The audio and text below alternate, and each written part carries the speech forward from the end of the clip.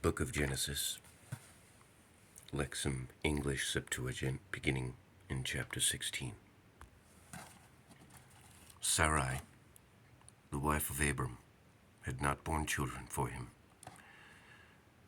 She had an Egyptian maid whose name was Hagar. And Sarai said to Abram, "Look, the Lord has prevented me from bearing children. Go in, therefore, to my maid, so that you may have children from her." Abram listened to her voice, and Sarai, the wife of Abram, took Hagar, the Egyptian, her maid, after Abram had dwelt 10 years in the land of Canaan. She gave her to Abram, her husband, as a wife for him.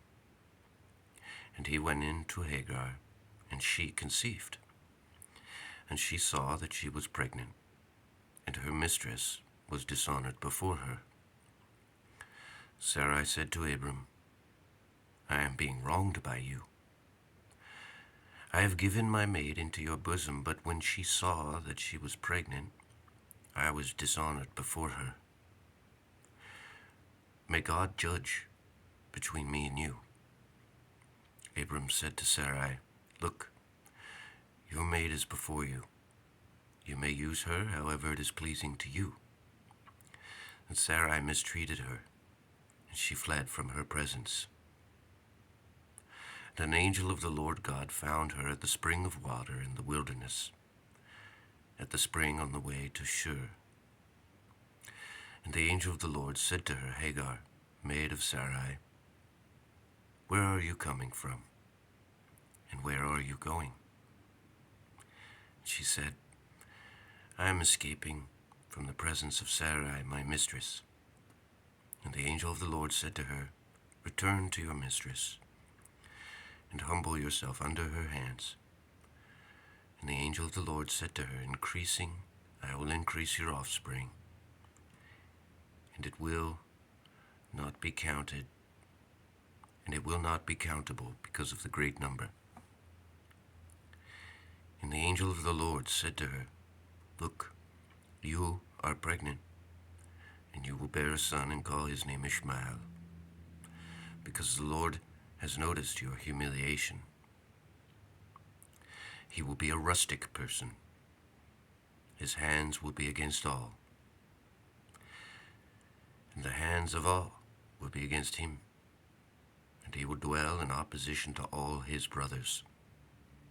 And Hagar called the name of the Lord who was speaking to her, "You are the God who watches over me." Because she said, "Because I even saw in person the one who appeared to me." On this account, she called the well, where I saw in person. Look, it is between Kadesh and Bered. And Hagar brought forth a son for Abram, and Abram called the name of his son, whom Hagar brought forth for him, Ishmael. Abram was 86 years old when Hagar bore Ishmael to Abram. Abram became 99 years old, and the Lord appeared to Abram and said to him, "I am your God. Be pleasing in my presence, and be blameless. And I will establish my covenant between me and you, and I will increase you very much."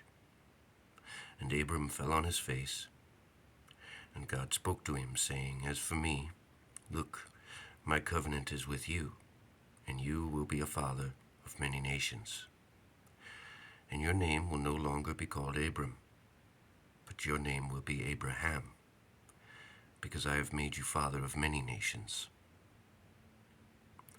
And I will increase you very much, and I will make you into nations, and kings will come from you. And I will set up my covenant between me and you and your offspring after you, for their generations as an ongoing covenant, to be your God and your offspring's God after you. And I will give to you and your offspring after you the land that you inhabit, all the land of Canaan, as an ongoing possession, and I will be their God.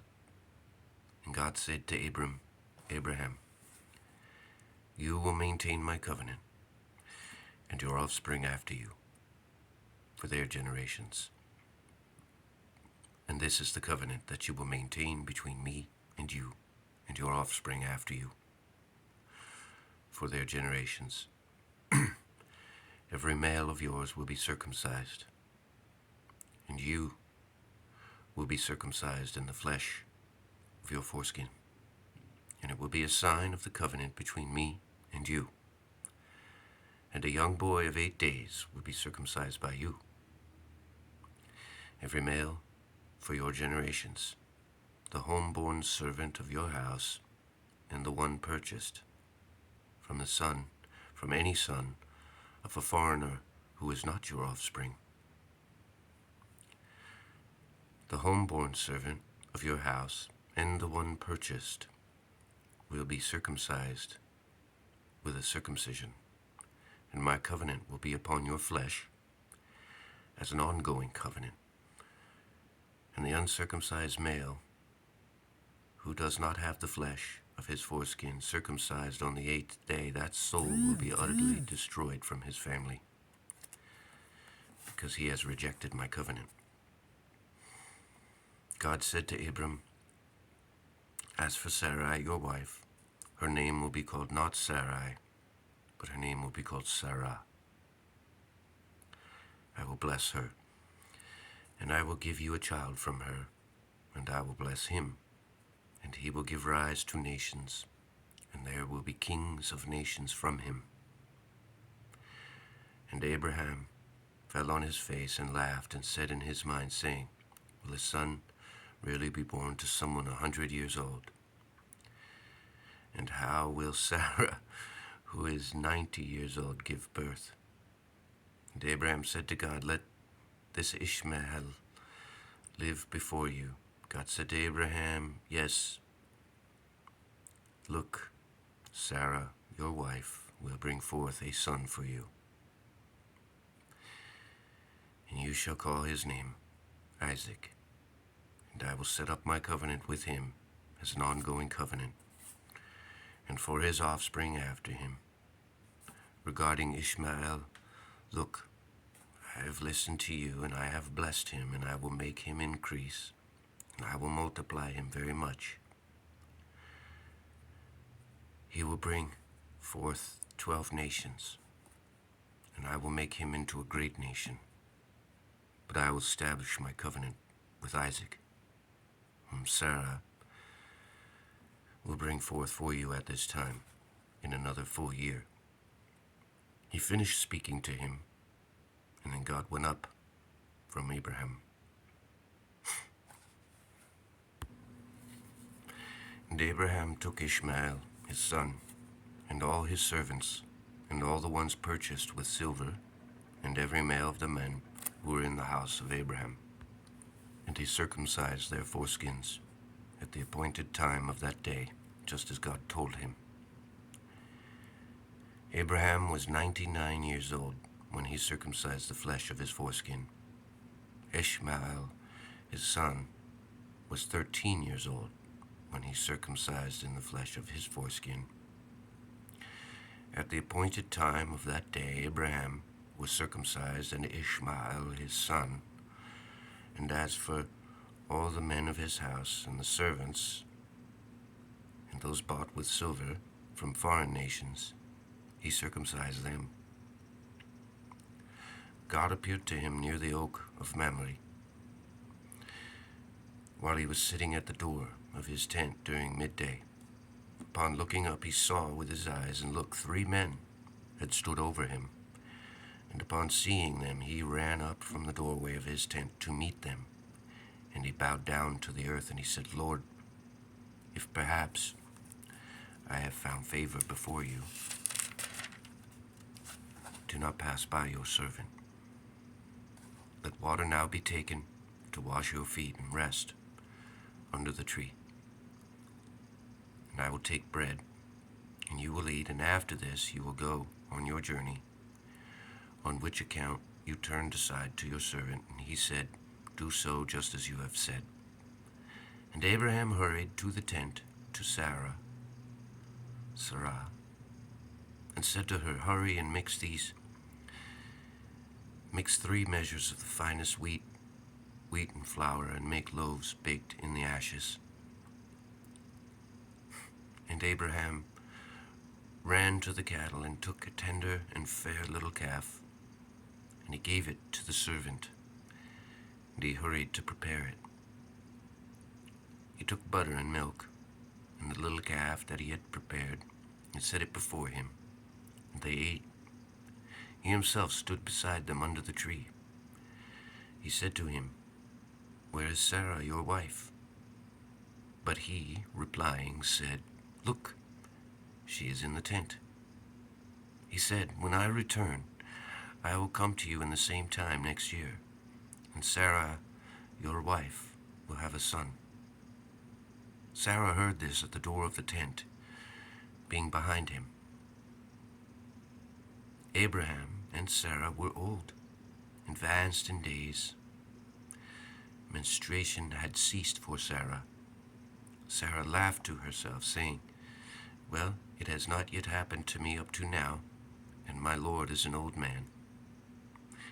And the Lord said to Abraham, is it that Sarah laughed in herself, saying, then indeed, truly will I give birth? I have grown old. Is the word impossible with God? I will return to you at this season for the time, and Sarah will have a son. Sarah denied it, saying, I did not laugh, for she was afraid. And he said, no, but you did laugh. Upon rising from there, the men looked down on the face of Sodom and Gomorrah. Abraham was going along with them, accompanying them, and the Lord said, will I hide what I am doing from Abraham, my servant? Abraham will become a great and numerous nation, and all the nations of the earth will be blessed in him. For I know that he will appoint his sons and his household after himself, and they will keep the ways of the Lord by doing righteousness and justice, so that the Lord may bring upon Abraham all the things that he set over him. The Lord said, the outcry of Sodom and Gomorrah has increased, and their sins are very great. Therefore, I will go down and see if they are coming to an end according to their crying that is coming to me, and if not, so that I may know. And after turning back from there, the men came to Sodom.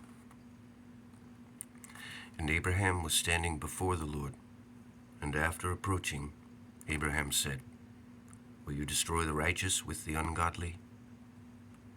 And will the righteous be treated like the ungodly?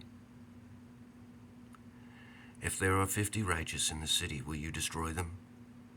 Will you leave the place unpunished on account of the 50 righteous, if they are in it? No way shall you act according to this plan, to kill a righteous person with an ungodly one. So the righteous person will be like the ungodly. No way. Will the one who judges all the earth not do justice? The Lord said, if I find in Sodom 50 righteous in the city, I will forgive the entire place because of them. And replying, Abraham said, now I have begun to talk to the Lord, but I am earth and ashes. If the 50 righteous are decreased by 5, would you destroy the whole city on account of the 5? And he said, I will certainly not destroy it if I find 45 there. And he continued still talking with them and said, if 40 are found there. And he said, I will certainly not destroy it on account of the 40. And he said, is it anything, Lord, if I speak? If 30 are found there? He said, I will not destroy it. If if there are found 30. And he said, since I am able to talk to the Lord, if 20 are found there. And he said, I will certainly not destroy it on account of the 20. And he said, is it anything, Lord, if I may speak yet once more? If 10 are found there. And he said, I will certainly not destroy on account of the 10. And the Lord departed when he finished speaking to Abraham. And Abraham returned to his place. The two angels came to Sodom at evening. Lot was seated beside the gate of Sodom. When he saw them, Lot rose up to meet them and bowed with his face to the earth. And he said, Lords, turn aside to the house of your servant and lodge there and wash your feet. And when you rise early, you can depart to your journey. They said, no, rather we will lodge in the street. And he pressured them, and they turned aside to him and entered into the house. And he made them a drink and baked them unleavened loaves. And they ate before they fell asleep. And the men of the city, the Sodomites, surrounded the house, young and old, the whole people together. And they kept calling Lot and saying to him, where are the men who came in with you tonight? Bring them out to us, so we can be with them. Lot came out to them, and he closed the door after him, and he said to them, no way, brothers, do not act wickedly. I have 2 daughters who have not known a man. I will bring them out to you, and you may use them as you want. Only don't do anything unfair to these men, because they entered under the roof of my beams. They said, step aside from there. You came here to dwell. Did you also come to pass judgment? Now then, we will hurt you more than them. And they kept pressuring the man Lot very much, and they approached to break through the door. But the men stretched out their hands and pulled Lot to themselves back into the house, and they closed the door of the house, and they struck the men who were at the door of the house with blindness, both great and small. And they were paralyzed as they were looking for the door. The men said to Lot, do you have anyone here, sons-in-law, sons or daughters? Or if you have anyone else in the city, lead them out of this place. Because we are destroying this place, because their outcry has risen before the Lord, and the Lord sent us to wipe it out.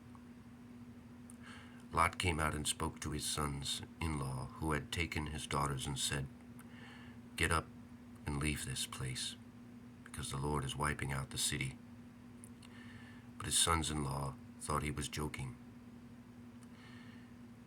When early morning came, the angels kept urging Lot, saying, get up, take your wife and your 2 daughters that you have, and get out, so you are not destroyed by the lawless acts of the city.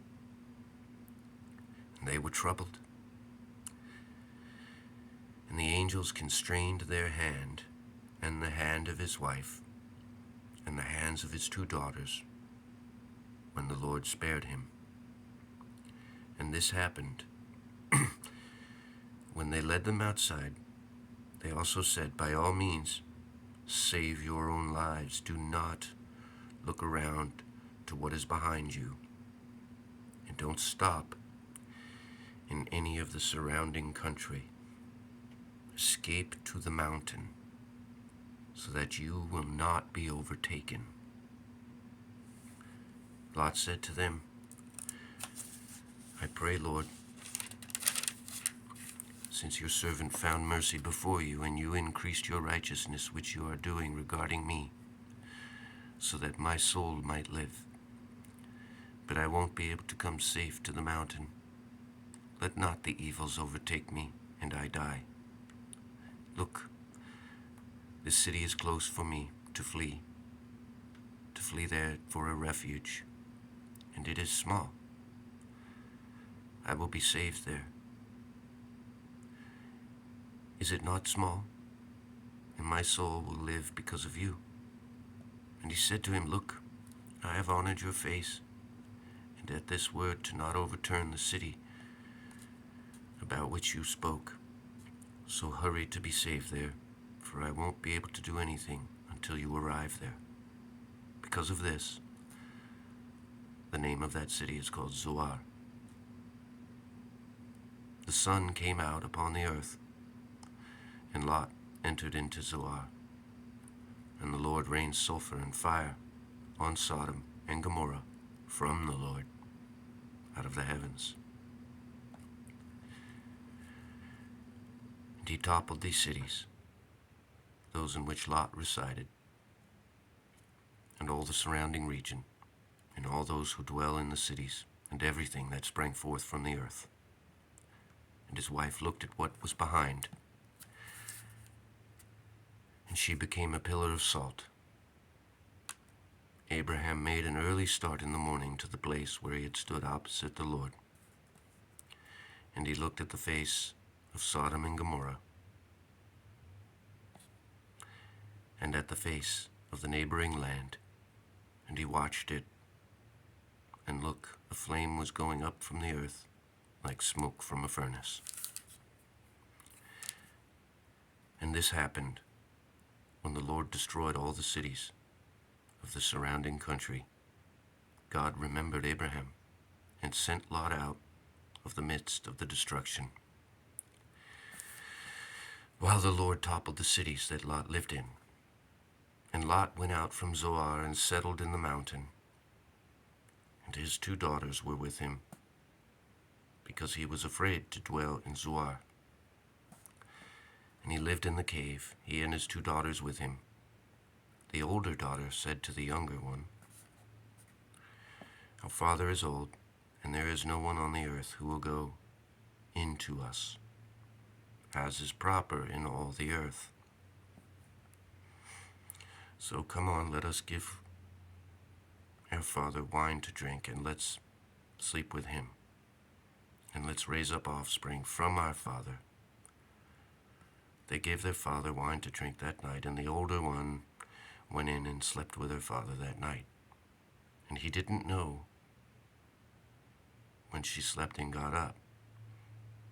It happened on the next day, and the older daughter said to the younger one, Look, yesterday I slept with our father. Let us give him wine to drink tonight also, and go in to sleep with him, and let's raise up offspring from our father. That night also they gave their father wine to drink, and the younger daughter went in and laid with their father. And he did not know when she lay down and got up. And the 2 daughters of Lot conceived by their father. And the older daughter bore a son, and called his name Moab, saying, From my father. He is the father of the Moabite until this present day. The younger also bore a son, and called his name Ammon, the son of my race, and he is the father of the Ammonites until the present day.